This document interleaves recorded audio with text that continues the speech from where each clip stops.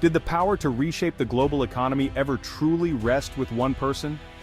This question was at the heart of a landmark Supreme Court decision that halted a sweeping tariff proposal from the Trump administration. The ruling sent shockwaves through industries and markets, drawing a clear line between presidential authority and Congress's constitutional powers. At issue, whether the president could unilaterally impose tariffs under the guise of national security, bypassing Congress's explicit control over trade. The court's decision reaffirmed Congress's role, setting a precedent that future presidents cannot wield tariffs as a solo tool of economic policy. America now faces a crossroads, forced to rethink its place in the world economy and how it approaches trade. The tariff proposal embodied the America First doctrine, aiming to reverse decades of free trade policies blamed for job losses and trade deficits. Supporters, especially in steel and aluminum, saw tariffs as a lifeline for American industry and a patriotic defense against foreign competition. But industries reliant on imports warned of higher costs, inflation, and lost competitiveness, fearing the tariffs would backfire. The policy sparked global retaliation, disrupting supply chains and escalating into a trade war that tested the principles of free trade and presidential power. The conflict quickly became a referendum on America's economic philosophy and its role in global commerce. The legal opposition to the newly imposed tariffs was both swift and determined, reflecting the high stakes and deep divisions the policy had triggered across the nation. Almost immediately, businesses, importers, and trade associations began to organize, arguing that the administration had overstepped its constitutional bounds by acting unilaterally. Their lawsuits centered on a fundamental question. Only Congress, they claimed, has the authority to regulate foreign commerce and impose taxes, not the president acting alone through executive orders or emergency powers. As these cases made their way through the courts, judges issued a patchwork of conflicting rulings, some deferring to the executive branch's broad discretion in matters of national security and trade, while others sided with the challengers, viewing the tariffs as an unconstitutional overreach of presidential authority.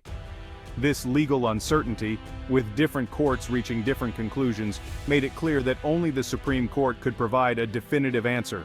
The stakes could hardly have been higher. Billions of dollars in international trade hung in the balance, with ripple effects threatening to disrupt global markets and American businesses alike. The future of complex supply chains, the livelihoods of workers, and the stability of entire industries were all at risk, making the outcome of the legal battle crucial for the economy. At its core, the case was about more than just tariffs. It was a test of the delicate balance of power between Congress and the president, a question that would shape the boundaries of executive authority for years to come. Amicus briefs poured in from all corners. Labor unions, agricultural groups, foreign governments, and leading legal scholars all weighed in, each highlighting the far-reaching implications of the case and urging the court to consider the broader impact on American democracy. The national significance of the dispute was underscored by intense media coverage and public debate, as Americans grappled with what was truly at stake. Ultimately, the Supreme Court was called upon to settle not just a contentious trade dispute, but a fundamental question about the very nature of American governance and the separation of powers enshrined in the Constitution. Supporters of tariffs argued that these policies were absolutely essential to defend American industries from what they described as unfair foreign practices. These included things like government subsidies given to overseas competitors, dumping of cheap products into the U.S. market, and widespread intellectual property theft. By imposing tariffs, they believed the U.S. could level the playing field and give American companies a fighting chance to compete both at home and abroad. Many pointed to decades of what they called passive or even negligent trade policy, which they said had hollowed out the nation's manufacturing base. Once thriving factories had closed, jobs had disappeared, and entire communities were left struggling. Tariffs, in their view, were not just a policy change but a necessary correction to years of decline, a way to bring back lost industries and restore economic vitality to American towns. National security was another major justification for tariffs. Supporters warned that relying on foreign suppliers for critical materials, such as steel, aluminum, and rare earth elements, could leave the U.S. dangerously exposed in times of crisis. They argued that a strong domestic industrial base was vital for military readiness and the nation's ability to respond to emergencies, making tariffs a matter of security as well as economics. Tariffs, they said, would also give the U.S. leverage in international negotiations. By putting pressure on trading partners, the U.S. could push for fairer deals, demand better access to foreign markets, and protect American intellectual property. The goal was to create a more balanced and reciprocal trading system that benefited American workers and businesses. For many Americans, tariffs came to symbolize a promise to revive struggling communities and restore lost manufacturing jobs. They represented hope for families who had seen factories close and opportunities vanish, offering a vision of renewed prosperity and pride in American-made products. The policy was framed as a patriotic stand for American workers and a strategic move to rebalance global trade. Supporters saw it as a way to put the interests of the nation first, strengthen the economy, and ensure that America remained a leader on the world stage. In the eyes of its advocates, tariffs were both an economic shield and a powerful negotiating tool, essential for protecting national strength, securing the country's future, and defending the American way of life. Critics warned that the newly imposed tariffs would have far-reaching consequences for the U.S. economy, arguing that they would inevitably raise costs for both manufacturers and everyday consumers. As the prices of raw materials and imported goods climbed, American companies faced higher production expenses, which were often passed down to shoppers in the form of more expensive products on store shelves. This, they cautioned, would fuel inflation, making it harder for families to afford basic necessities, and could ultimately lead to job losses as businesses struggled to stay afloat or were forced to cut back on hiring.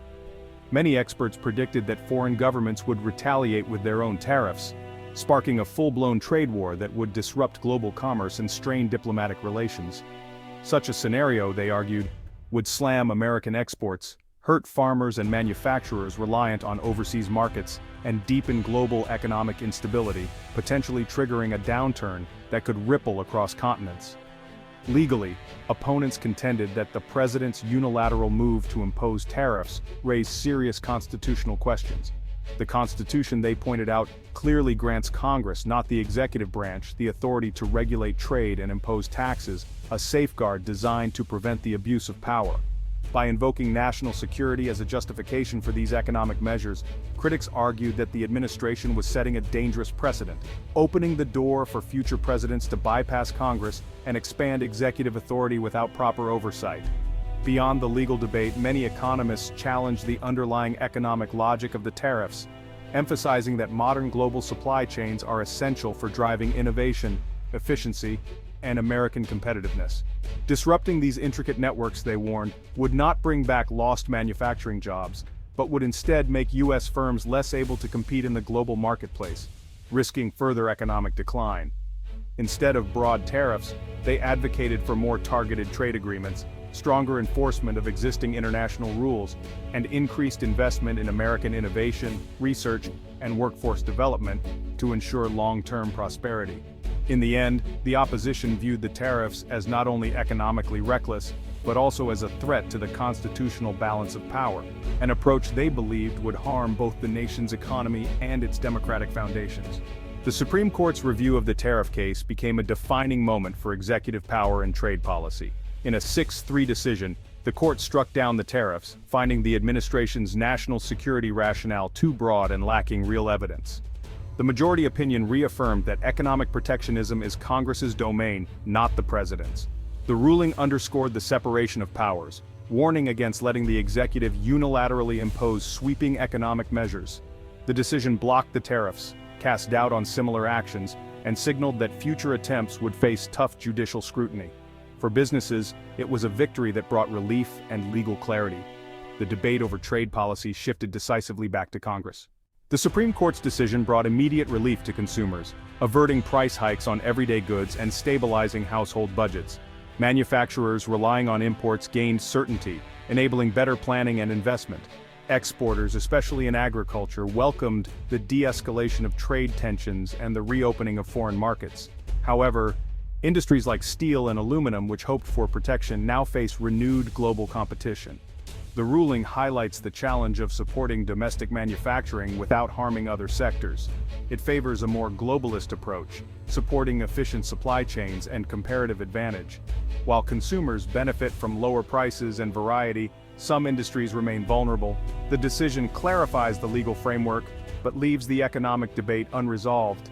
The Supreme Court's verdict split Washington, with protectionist lawmakers decrying judicial overreach and free trade advocates celebrating a win for constitutional order.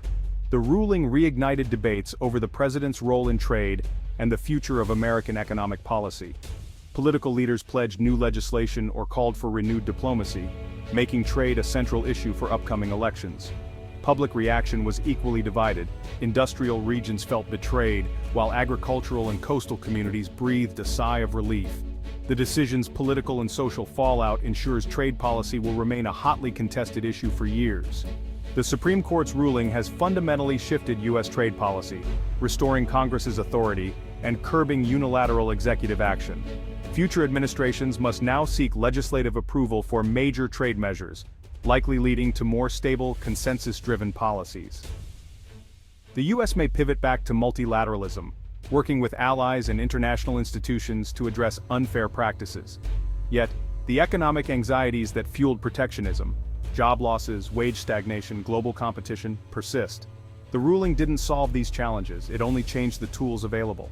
America must now explore new solutions: worker retraining, innovation, and smarter trade agreements. The nation stands at a crossroads, searching for the right balance between protecting its own and prospering in a global economy.